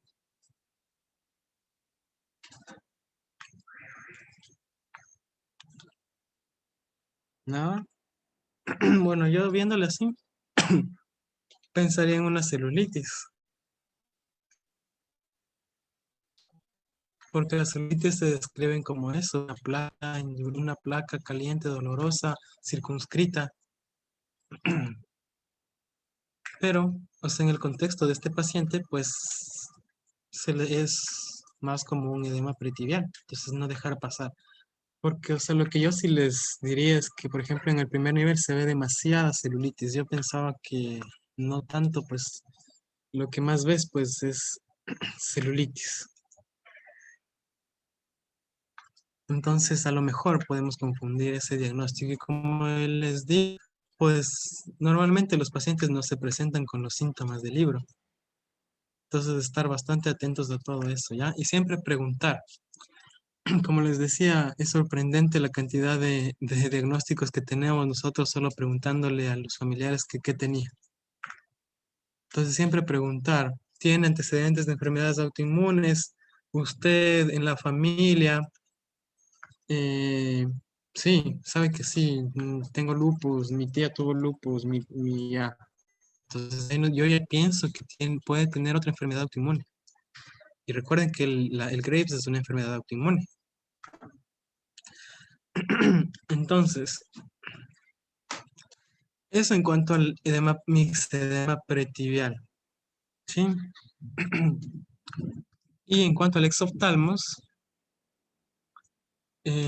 explicándoles, digamos, lo más simple posible la fisiopatología, podemos decir que producen anticuerpos que se van a dirigir hacia las zonas retroorbitarias.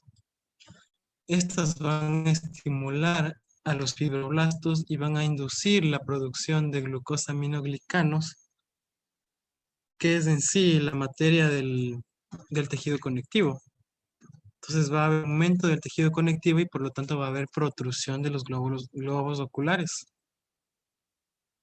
¿Esto qué nos puede dar? ¿Qué problemas nos puede dar a la larga? Pues primero, esclerosis de los músculos oculares. Y si hay esclerosis, pues va a haber alteración del movimiento, como podemos ver aquí. Miren este paciente que no tiene la mirada fija, tiene cierto estrabismo. Y pues, lo más grave que nos puede producir el exoftalmos es que haya tanta producción de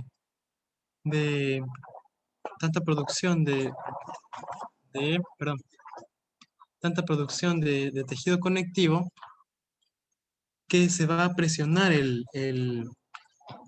nervio óptico, ¿sí? Entonces, si se presiona el nervio óptico, nuestro paciente puede desencadenarse en una ceguera.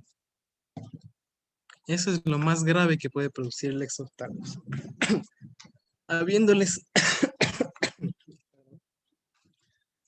Habiéndoles dicho eso, pues ahora van a entender la importancia de esta escala, ¿no? Y por qué se elige estos síntomas dentro de la escala que la conocemos como NOESPEX, que en sí es un acrónimo para ver la gravedad del exoftalmos.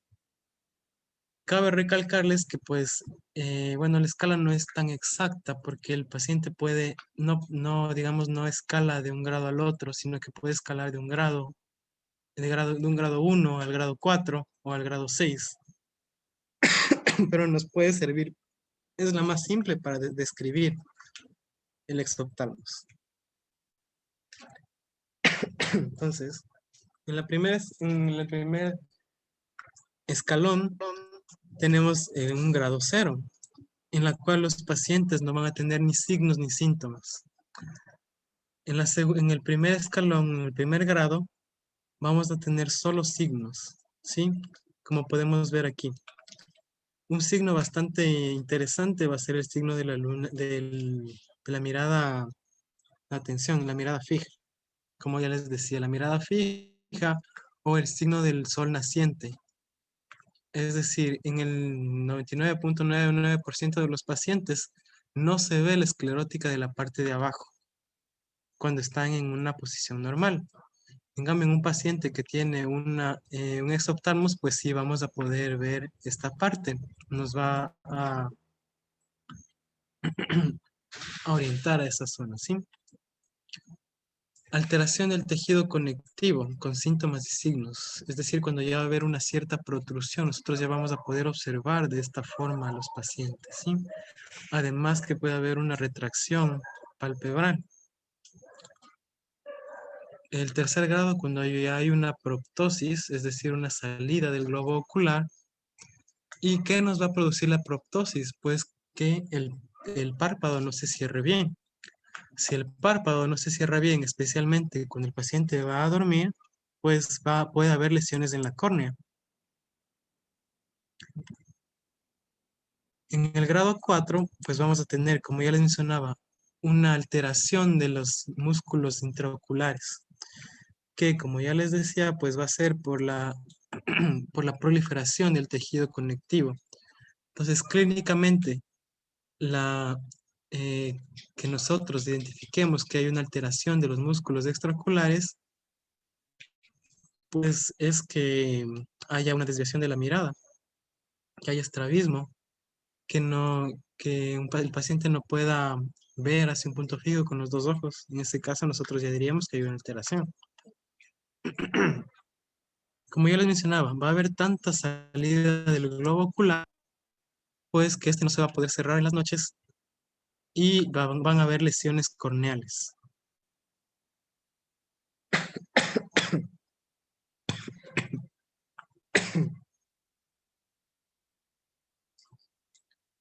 Y el grado 6 va a ser la pérdida de la visión, que como ya les mencionaba, va a ser la etapa más grave del exoftalmos cuando hay tanta proliferación de tejido conectivo que hay una presión del nervio óptico, ¿sí? ¿Alguna duda que tengan hasta ahí?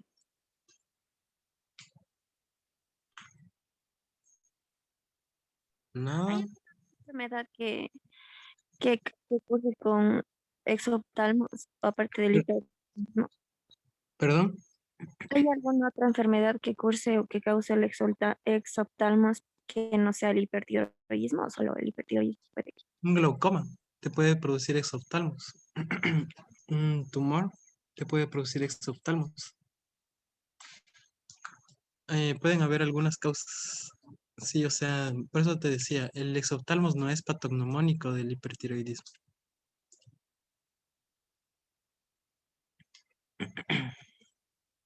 ¿Alguna otra pregunta?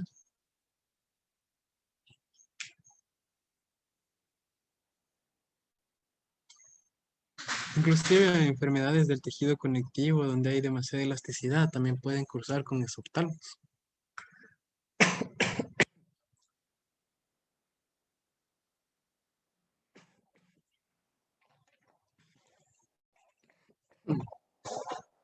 ¿Alguna otra duda? Nada, seguimos.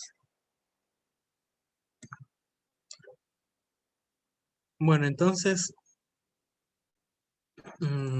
creo que ya han de estar cansados, pero ya mismo se acaba, creo que ya se acaba.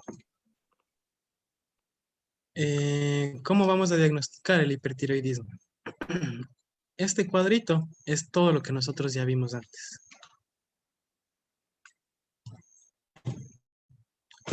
Entonces, recapitulemos un poco lo que es estos exámenes, ¿sí?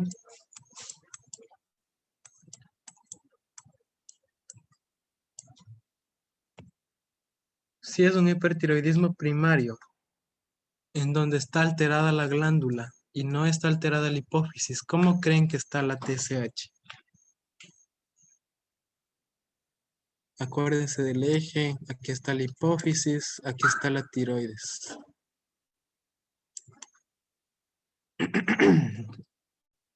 La regulación y todo eso. ¿Cómo creen que estaría la TSH en un hipertiroidismo primario? Bueno, ya tiene la respuesta, pero traten de imaginarse. Podría estar elevada. No, Primario. digo baja. Muy bien. TSH está baja. ¿Y la T4 cómo creen que estaría? Aumentar. Muy bien, aumentada.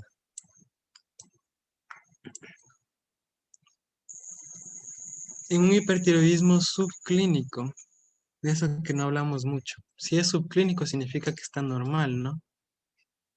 Entonces algo de esto tiene que estar normal.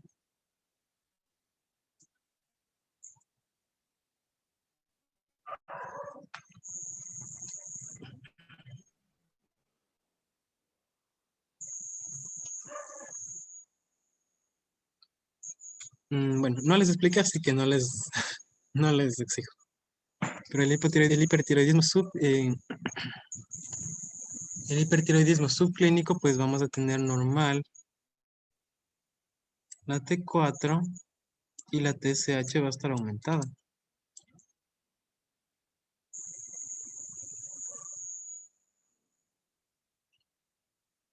Y en un hipertiroidismo secundario, ¿cómo creen que estarían las hormonas?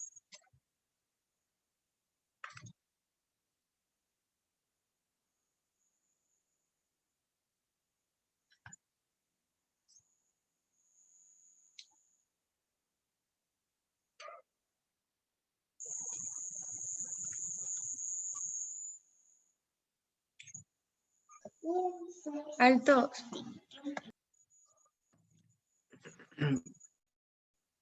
¿Qué estaría alto? La TSH. Claro, muy bien. La TSH estaría alto. ¿Y la T4 qué estaría? Creo que Alto. baja. Baja. ¿Qué estaría? Alto. Muy bien. Ahí reclámale al de la organización un chocolate. Pues sí, este es hipertiroidismo primario.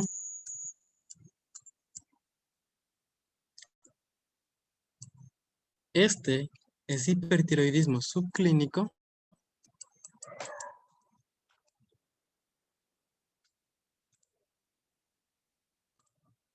De una, dice. Y este, pues, es hipertiroidismo secundario. Le pongo un 2 ahí medio chévere para que se vea bien.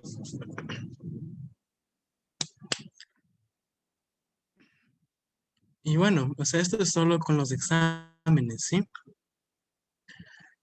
Pero aparte de eso, ¿cómo diagnosticamos nosotros con hipertiroidismo? Vamos a tener los criterios. ¿Qué son los criterios? Pues es los exámenes que nos sugieran un hipertiroidismo más el TRAF. Acuérdense que era el TRAF. ¿Alguien se acuerda? Por otro chocolate. Por suerte yo no voy a pagar. ¿Cuál era la pregunta? ¿Cuál era el TRAF? Era, creo, como que más o menos un subgrupo de los TSI. Muy bien, exacto. Era un subgrupo de los TSI. ¿Y qué hacían estos TSI? O sea, estimulaban a los receptores para producir hormonas tiroides. Exacto. Entonces, si nosotros tenemos anticuerpos TRAP positivos más los criterios de laboratorio, más los criterios clínicos, pues como dicen, si relincha como caballo, si suena como caballo, pues va a ser un caballo, ¿no es cierto? Entonces esto puede ser una enfermedad de Graves.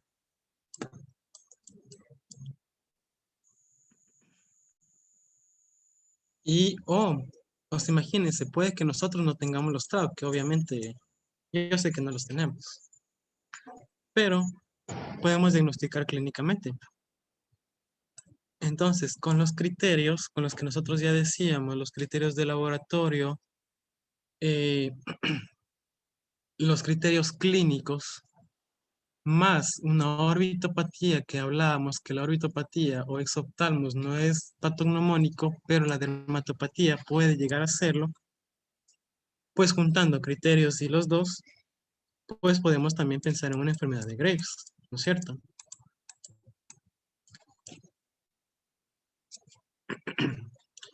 O si nosotros tenemos una orbitopatía,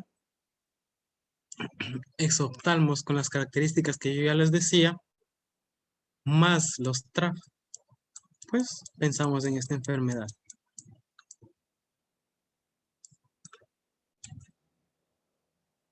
Algo más creo que se me está pasando de decir. La enfermedad de Graves se puede presentar tanto en hipertiroidismo clínico como subclínico. Ah, ya me acordé qué es lo que les tenía que decir.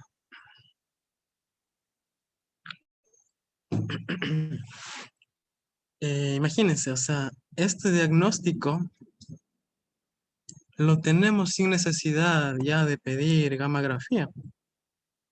Claro que en pacientes que ya comenzamos, hasta nosotros, ustedes no van a pedir gammagrafía, eso es seguro. Pero bueno, los endocrinólogos sí lo hacen. Pero ustedes tomen en cuenta que inclusive solo con clínica, sin necesidad de los anticuerpos, pues podría darse el caso en que nosotros podemos diagnosticarlo. Un paciente con antecedentes familiares o personales de enfermedad autoinmune, un paciente con esoftalmos, un paciente con nerviosismo, con taquicardia, que les dice, ellos no les dice que vienen con taquicardia, les dicen, doctor, vengo me palpita el corazón, me palpita y siento que se me va a salir. Ya, entonces ustedes ya piensan una taquicardia paroxística, porque no es todo el tiempo, es solo a veces. Un paciente en esas condiciones, un paciente con dermatopatía, pues nosotros ya le mandamos a hacer TSH y T4 y pues podríamos tener el resultado ahí. TSH, bueno, aquí en el COCA no saben hacer, pero esperemos que en donde vayan ustedes sí. Pero en todo caso, de esos exámenes son bastante comunes, TSH, T4. Estos anticuerpos TRAF, los anticuerpos anti-TPO, antitiroglobulina, peor la gammagrafía, eso nunca la van a ver en su vida, por lo menos en la rural no. No. Pero bueno. Lo que quiero llegar con esto, pues es que la importancia del primer nivel no es saber el nódulo tiroideo, ni sé qué, que la alteración genética, nada. O sea, lo importante de ustedes es saber lo simple, lo concreto, desarrollar lo concreto, desarrollar lo simple y con eso progresar hacia lo más complejo, ¿sí? No podemos nosotros aprender lo complejo si no sabemos lo básico. Eso creo que sería lo importante, ¿sí? Y bueno, continuando con lo que les decía, pues no me voy a enfocar mucho en el tratamiento del hipertiroidismo porque ustedes no van a tratar. Del hipo, pues sí, nos detuvimos y todo. Solo mencionar cómo se va a tratar, qué arsenal tenemos nosotros. Si nosotros tenemos alteraciones cardíacas que nos pueden producir otras enfermedades más peligrosas, pues nosotros vamos a tratar de regular el corazón, por ejemplo, con beta bloqueadores. Hay un grupo de medicamentos que se utilizan para tratar el hipertiroidismo, que se llaman las tionamidas. Y dentro de las tionamidas, pues tenemos dos principales medicamentos. El metimazol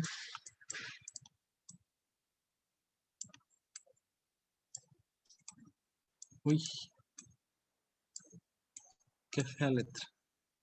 Y el propioil tiouracilo, que bueno, ese no lo voy a escribir. Está muy largo. Pero bueno. De estos, del propioil tiouracilo, pues produce demasiados efectos secundarios, demasiada toxicidad, por lo tanto no se utiliza o se lo utiliza solo en pacientes de segunda línea, por ejemplo en embarazadas menores de 16 semanas, en donde se ha visto que el metimazol puede alterar, puede causar algún defecto congénito. Entonces por eso no lo utilizamos generalmente. El metimazol, no confundir con el metamizol, que es un analgésico. El metimazol es un inhibidor. Pues adivinen de qué. De la tiroperoxidasa. Y ustedes ya saben lo que hace la tiroperoxidasa. ¿Qué hace? ¿Alguien me puede decir? Para ver si están atentos. Gánense otro chupete.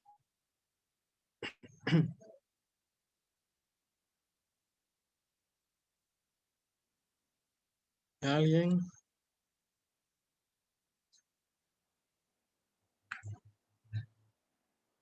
Pero no se vale por chat, tienes que decirme aquí.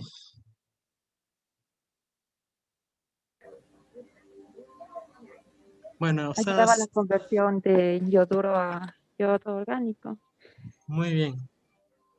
Entonces, si nosotros inhibimos la transformación del yoduro en yodo orgánico, pues inhibimos la completa formación de las hormonas tiroideas.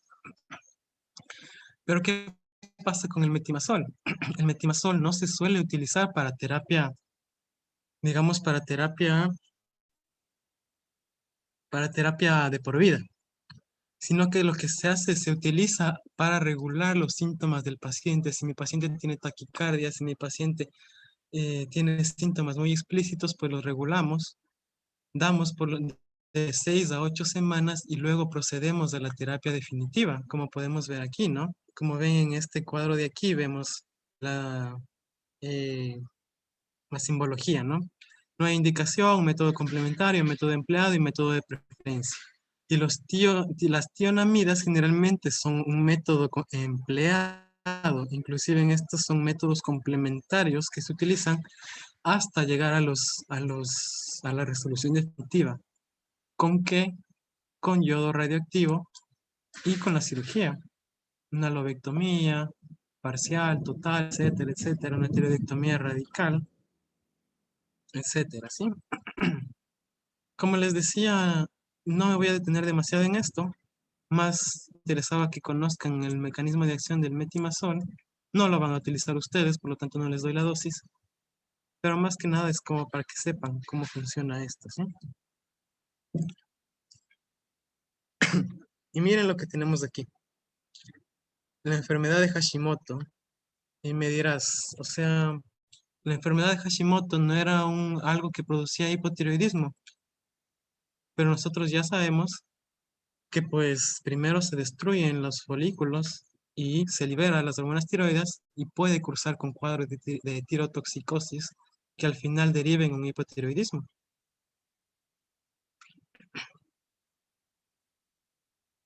Ahí bueno, ahí está, sí lo he escrito.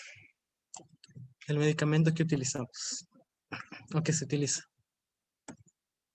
Y bueno, la verdad esta diapositiva era solo para hacerles ejercicios, pero no sé, ustedes díganme, ¿están muy cansados o quieren hacer algunos repasos de las pruebas? Yo tengo una pregunta. Claro, ¿Qué tanto influye el consumo de sal para la absorción del yodo? el consumo de sal, es que la sal tiene yodo. O sea, sí, Recuerda, dime, o sea, ¿qué tan importante puede llegar a ser más o menos? es que nosotros no, verás, mira, o sea, nosotros no obtenemos yodo de todas las fuentes, o sea, hay pocas fuentes de yodo, por eso es que se prefiere la, el, se adquirió esa estrategia de poner yodo en la sal, porque de todas formas hay comunidades que no obtienen otra forma de obtener el yodo en la alimentación, es mucho más difícil, y pueden desencadenar un bocio con hipofunción.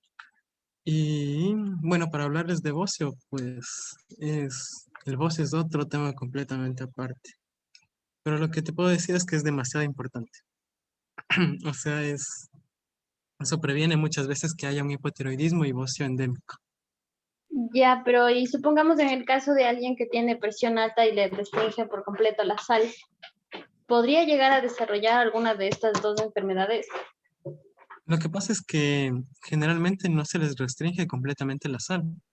O sea, eh, tiene que estar, tiene que estar regulado. O sea, generalmente se les recomienda menos de una dosis de 5 a 6 gramos en pacientes hipertensos y hipertensos graves puede llegar a menos de 2 gramos.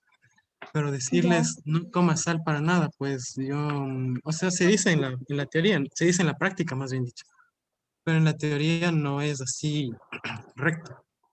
Yo de las Ya. recomendaciones que he visto para los pacientes hipertensos, pues,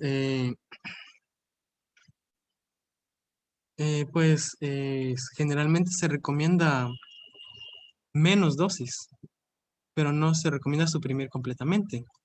Además de que, o sea, tienes otras fuentes de alimentos, no solo la sal para obtener el yodo, pero lo que sí es una buena fuente, una fuente importante. ¿Alguna otra pregunta? Gracias. ¿Ya? Entonces díganme, ¿quieren hacer ejercicio o ya terminamos con todo? ¿Entendieron bien?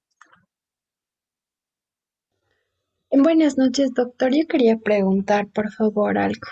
Claro, dime. Por ejemplo, si se tiene, no hablamos de eso, pero si se tienen nodulaciones, por ejemplo, hay la presencia de un nódulo bueno, aquí dice de doble ecogenicidad. ¿Qué significa ecogenicidad? Ecogenicidad significa digamos, la captación, cómo se ve la imagen al eco. Entonces, Mm, un nódulo que tenga doble ecogenicidad significa que puede ser hipogénico e hiperecogénico. Significa que hay muchos materiales dentro de ese nódulo, que puede ser calcio, puede ser un quiste. Entonces, si nosotros tenemos un nódulo hipoecogénico, un nódulo puede sernos indicativo de un quiste. O si tenemos un nódulo hipoecogénico, pero más ujú. que eso, bordes irregulares, y más que eso, tenemos ecogenicidades aumentadas, como por ejemplo hiperecogenicidades, significa que puede ser calcificaciones. Y las calcificaciones es un signo ¿cómo es? De carcinoma. Entonces, para eso se utiliza. Eh, Es ya, doctor. decir, hay Sí, verá, varias diferencias. de hecho había como en los exámenes ya de laboratorio, Ujú, está tanto el T4 como el TSH están normales, dentro de los rangos normales. ya, Y ya solamente, incluso como el nódulo protruye mucho, se lo puede ver a simple vista o solamente si lo palpamos es ya, fácil de distinguirlo. Entonces el doctor que ya es de esta rama, ¿cómo se llama? A ver, endocrinólogo. ajá, nos dijo que teníamos que hacer la punción y Claro, no sé en qué consiste esa punción para saber si es o no cancerígeno. claro, verás. Dentro de lo que son los nódulos tiroides hay una escala para medir. ¿Ya?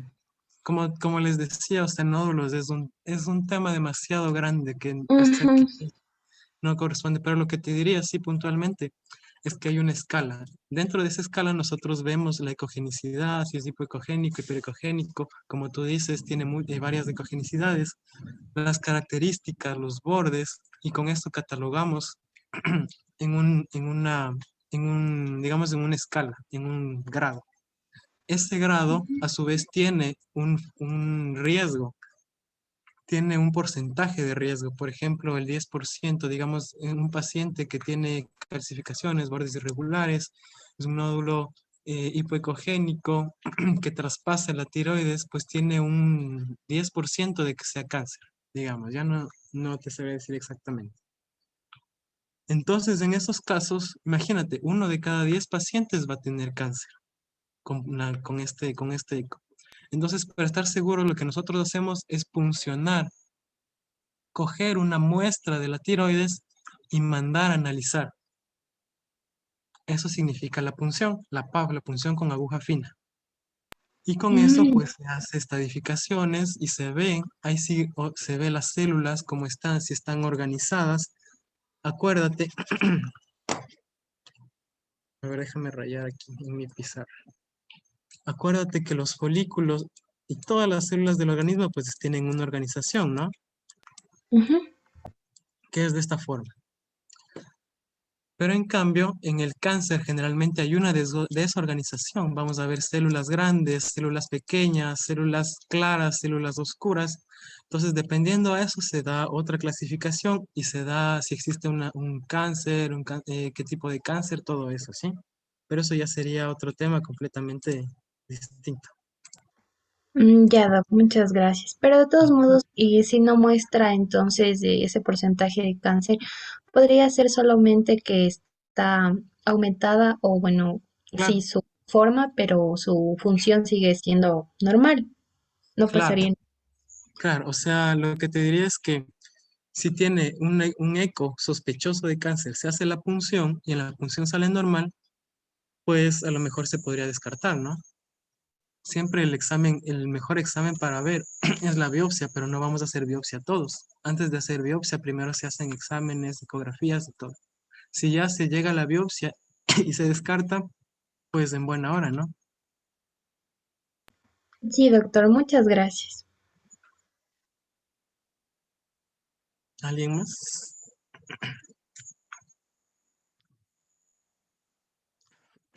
Y bueno, espero que les haya quedado claro esta clase.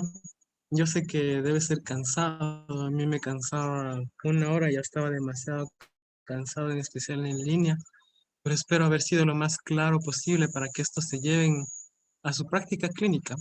Como les digo, lo importante es que sepan las bases. Y bueno, parece es este meme que me encontré y que me pareció súper chévere y súper chistoso. Para hablar de lo que les decía. O sea, ¿qué dice? Primero, para ser chingón, primero debe ser pendejo. ¿Qué se refiere? O sea, que no se pongan tristes si su primera historia clínica les sale hecho pedazos, si su primera sutura se parece a Némesis, nada de eso, y ya porque van a ir adquiriendo experticia y cada vez vamos adquiriendo más y más, ¿sí? Lo importante es que siempre traten de regresar a las bases, aunque no lo crean, todo, hasta la farmacología, toda la fisiopatología, el seguimiento, ustedes mismos se van a poder responder bastantes preguntas solo regresando a las bases, ¿sí? Lo que he tratado de hacer aquí también es darles lo básico, no les he dado de que el genoma, que no sé qué, que la epidemiología también traté de darles lo máximo, más simple posible. Y bueno, si desean, a lo mejor en un futuro se podrá hacer alguna otra clase de otro tema, igual es súper interesante. Toda la endocrinología es súper, súper interesante. Y pues eso sería todo, deseándoles los mayores éxitos y el mayor aprendizaje que hayan tenido de mí. Nos veremos en una próxima ocasión. Listo, doctor, compañeros.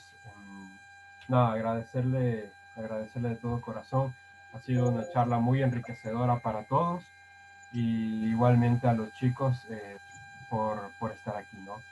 Les agradecemos de todo corazón. Esperamos todo el equipo de la Asociación de Estudiantes de Medicina contar con usted, Doc, para futuras conferencias.